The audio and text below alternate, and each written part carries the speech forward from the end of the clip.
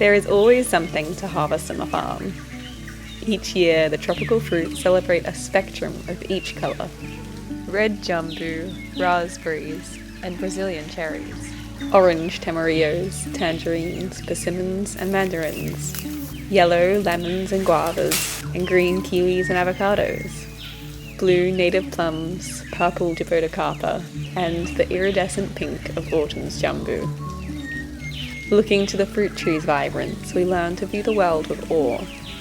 The depth of colours, flavours, and scents teach us to perceive each moment as a curated composition painted by the earth. To see art as a way of life.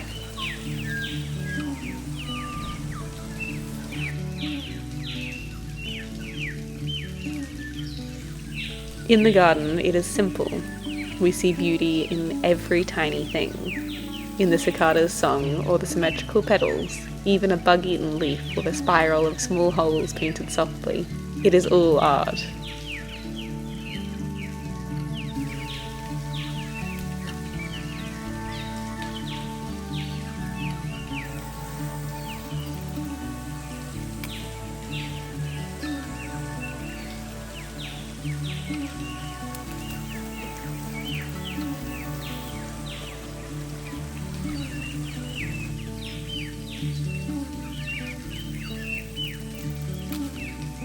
Spring is the time to harvest avocados, and we love this season, where we eat avocado for every meal. There are trees in every corner of the farm. Up on the highest hill is one of our favourite trees.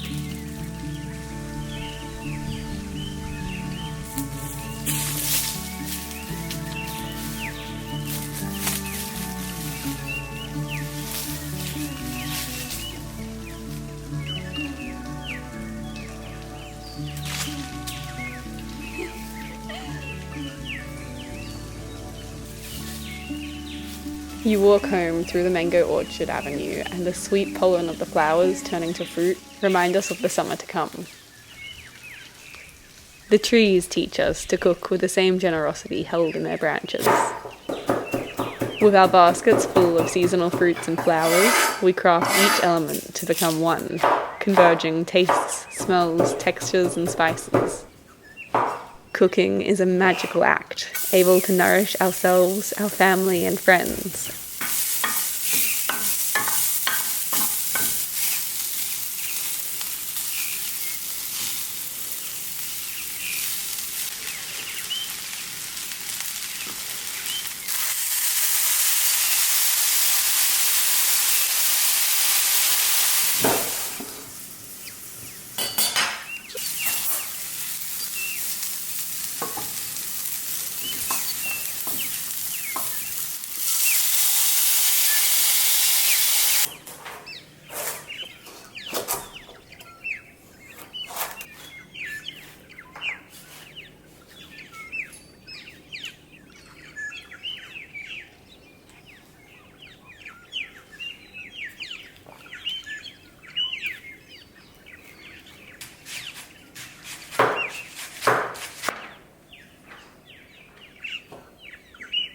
Thank you.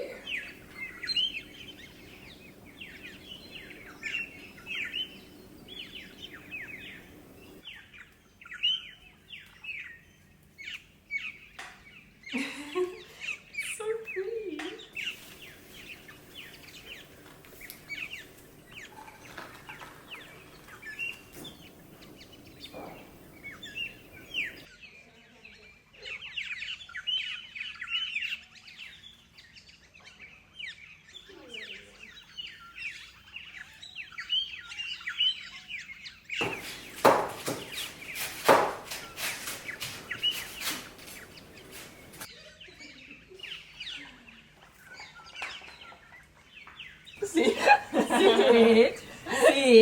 Sit.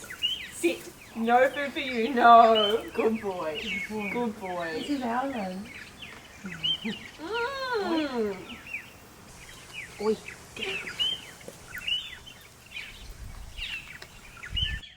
Art as a way of life is something that we speak a lot about in our book, Mother the Mountain, The Art of Living with Nature. The book is separated into 3 sections: connection, creativity, and care. and each explore different topics and personal stories alongside unseen photographs of our life in the rainforest. We are so excited to share it with you when it releases in just a few weeks. You can pre-order it using the link in our description so that you can be one of the first to receive it.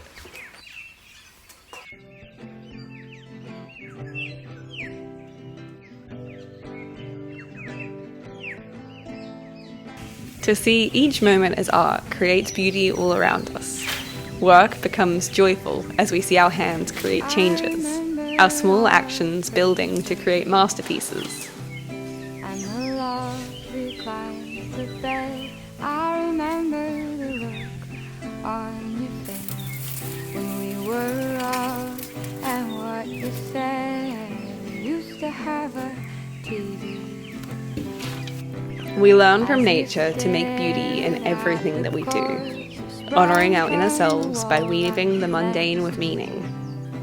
The art of life is found in the simplest moments. Our hands dance across the garden, digging a hole for a seedling or collecting flowers for a vase. With joy, they plant trees, chop wood, fix fences, and build structures. In constant movement, our bodies become a brush for life's ever-evolving artwork. This is how we return the gifts of nature. We pause and notice, grateful for the setting sun and the feeling of the ground beneath our feet. We see the clouds, trees, and stars as an affirmation of our purpose, to sing these songs back to the earth.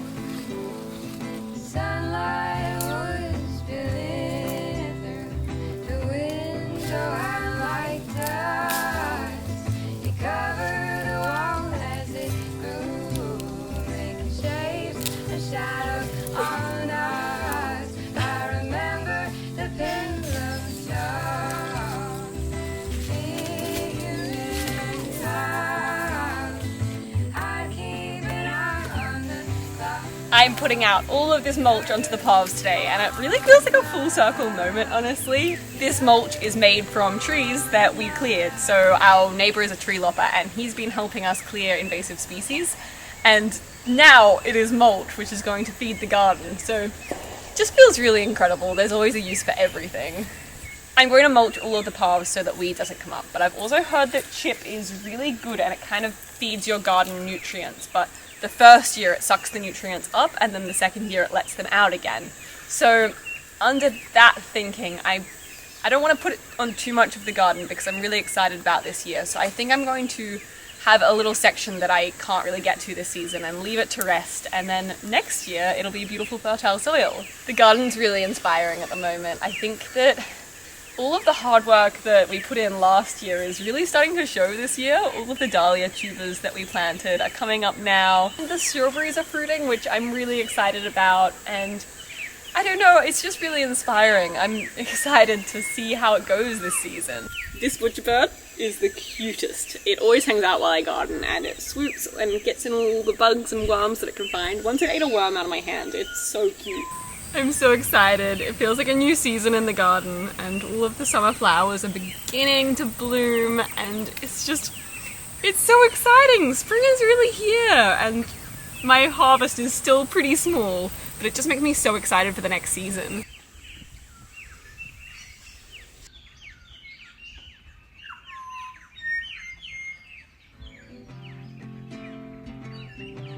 So it has been an ongoing project to get the goats into this big hill paddock, and there's been a lot of obstacles along the way. We spent ages fixing fences so that they wouldn't push through, and then when we finally got it all sorted, they ate lots of avocado leaves and got really sick from them. But we've sorted the avocado problem now, and we put them back in, and then they all jumped over this fence here, and they just jumped straight over. So this is the next problem we have to fix. We have to somehow stop the goats from jumping over this fence. Anastasia's up doing the sheep, but I'm thinking of a solution. So the solution, I think, is that we should run an electric fence over here and then along there so the goats can't jump over the electric fence. But the thing we need to do is we need to get over the gate with the electricity, and I found this old metal thing from the garden, and I'm thinking it can be the perfect way to get the electricity over the gate and across to the other side. So I have to find a way to attach it without it earthing out, and I found these old insulators that were used on an electric fence before, and before that they were like electrical insulators, so they've been repurposed many times. I reckon they should fit in here. Just kids, a love I'd never known. I was so busy when I looked up, I had my own.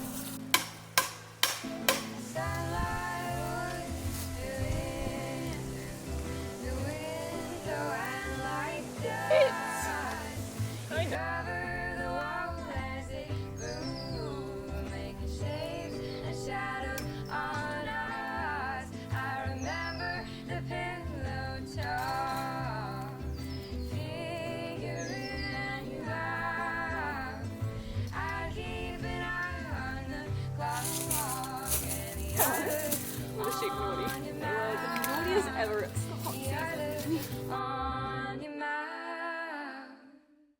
It's a really hot day today, and there's so much smoke in the air because there's bushfires at the moment. The fire season's just started and it's pretty scary. There's a big one that's out of control on the coast right now. It's probably just 20 k's from us, but it's not a problem for us. It's no threat, that one, but it's just scary because it shows that the land is ready to burn right now, and just the smallest thing can start a huge bushfire, and we just have to be really careful about everything. We're always on edge in fire season. It's pretty scary here. We haven't had bad fires since 2019 when we had the driest season ever. It was awful. At the moment they're trying to put out the fire at the beach, and I think they're getting closer, but it's still out of control. Our brother's helping out and his partner Elle, and the rest of the team are all helping to try to put out the fire. Fire season kind of moves down the coast, so it starts in Queensland and then slowly moves down until each place kind of has their own fire season, and so this is kind of the start of our fire season, and until we get rain, it's scary. So hopefully we'll get rain soon, but I think it's supposed to be a really dry year, so we could not get rain for a while.